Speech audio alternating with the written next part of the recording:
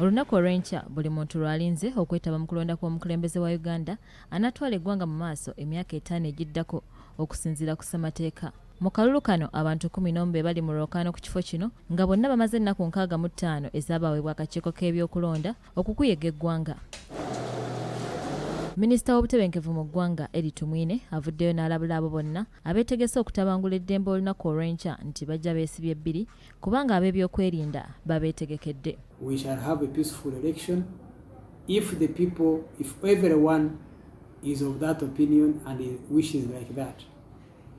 Now the few who are negative or who want to create violence, those are the ones we are preparing for and we have prepared for, and you should look out for to report them so that they are contained and they don't cause us a problem.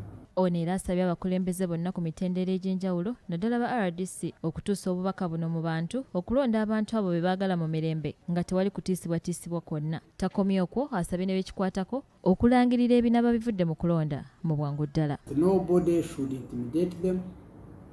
Nobody should stop them from exercising their rights of going to vote.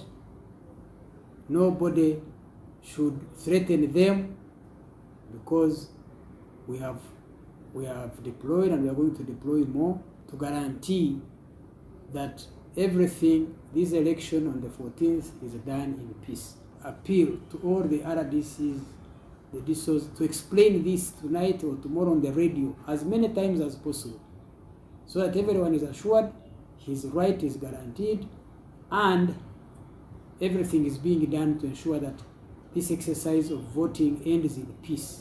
Minisita era akubirizza abantu okukwata obudde olunaku olw'enkya basobole okulonda obulungi era n'abasaba okudda ewaka nga bamaliriza okusobola okwetangira ssennyiga corona olw'omujjuzo.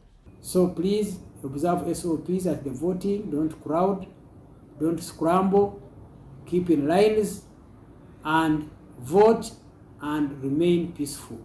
Takomyoko ayozayozezza n'abantu okutuuka mu mwaka omujja wamu n'okutuuka ku lunaku lw'okulonda era n'abasaba okukuuma emirembe nga wano wasinzidde ne yeebaza n'akakiiko k'ebyokulonda olw'enteekateeka eno. We want to thank the Electoral Commission, we want to thank the security services, we want to thank the politicians who have been very active in this period. Let us all and everyone maintain peace for the good of our country. For God and my country, God bless you. Joan Nabawes, BBS Telefina, Gambuuze.